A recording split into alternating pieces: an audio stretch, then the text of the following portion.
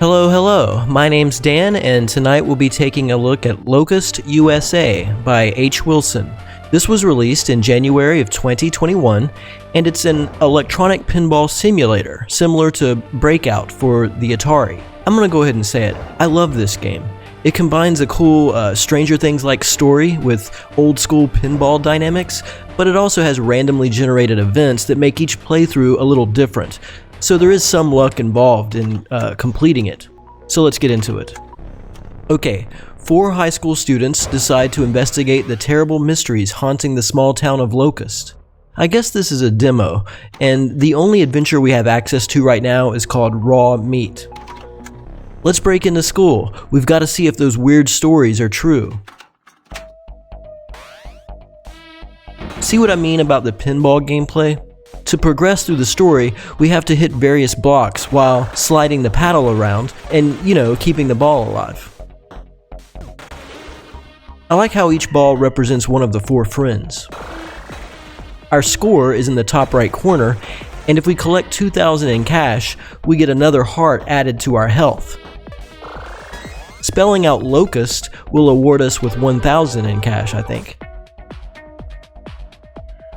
This stage kind of looks like Frogger, doesn't it? Alright, so we've broken down the doors, now we just need to get in there. You can see we have these random events that occur after the balls bounce a certain amount of times. She even looks like Eleven from Stranger Things. Very cool homage. The psychic ability breaks all the remaining blocks, but I think we had already got them all anyway. Okay, here we have a random battle. These exist between stages.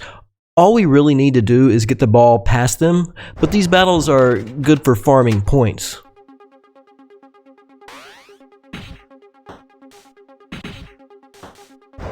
I like the lightning, that's a neat little touch.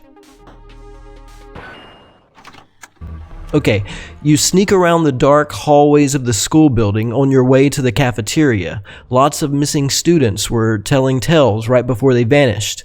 Tales of strange smells and shapes coming out of the kitchen. Great, the school cafeteria is even more gross than normal. We should switch off the mixing machine. Alright, on this stage, the cafeteria stage, we need to hit 4 switches to put the kibosh on this seedy little operation.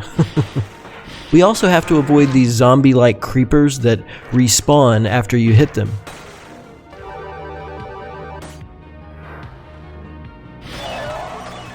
Okay, our psychic power knocked out all the remaining obstacles, so that was lucky. It didn't really take me too long after that, except I didn't spell Locust. This is just a quick little scene where we escape cultists. Are they behind the weird goings-on in our town?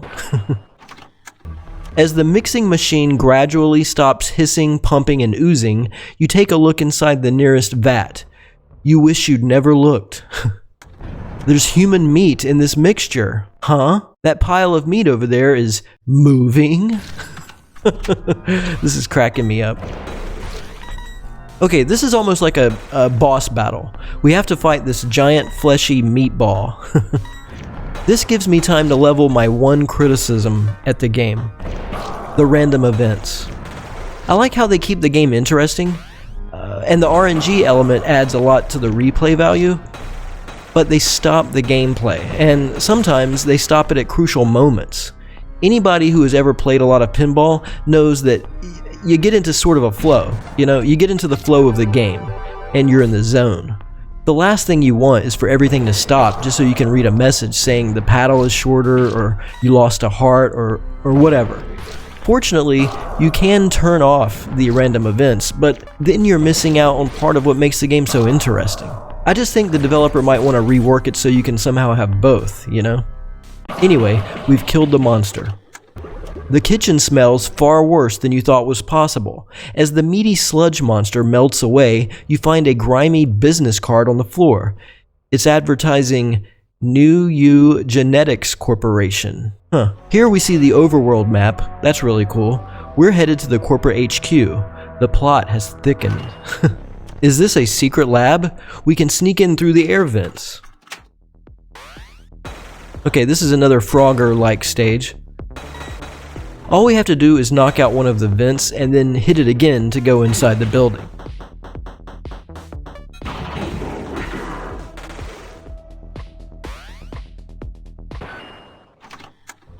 Now we're inside, and I love how the gameplay changes, and we get to make decisions regarding which way to go, like how to get through these maze-like corridors. You can see that we're on camera. Does that mean someone's watching us? Avoiding the security guards by ducking into a small office, you wonder if that state-of-the-art 512 KB RAM computer has network access. Quick, let's hack the mainframe and solve this mystery. There must be something in these files. Okay, this is like something straight out of that movie Tron. We gotta hack the mainframe. There are 5 locks that we have to hit, which will expose the GPU boss. You can also just break the barrier protecting him too. I guess whichever comes first.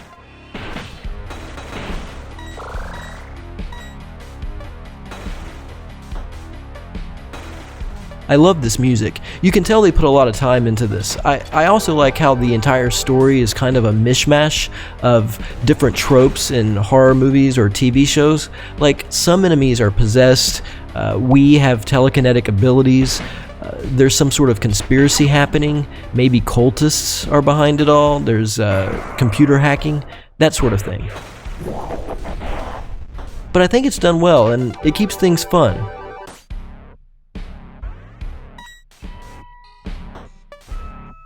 Okay, we've beaten the master control program. Encrypted files tell you that the next phase will happen at the old abandoned castle just outside of town. You also find various verbose occult instructional text files. Details of forgotten rituals, measurements of meat. This can't be good. Time to hurry to the castle. This is where the trail leads, but maybe the ritual has already begun. That big door needs 4 keys to unlock.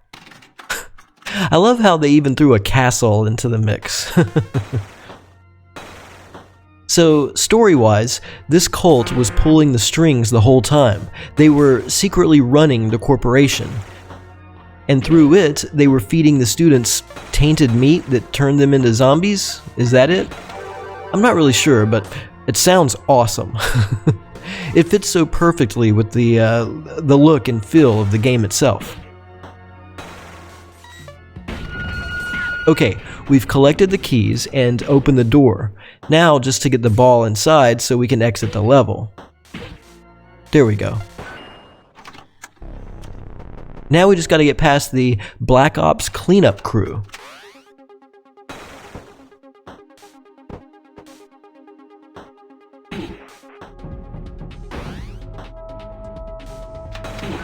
Alright, we got past them, and now the screen says, "To be continued." And that's the end. Like I said before, this is probably a demo, but I hope the developer keeps going with this. I love the gameplay, and I love the graphics. The music was amazing. I mean, this was a fun little pinball adventure with lots of potential going forward. Anyway, I hope you enjoyed the video. Thanks so much for watching. Stay safe, and I'll see you next time.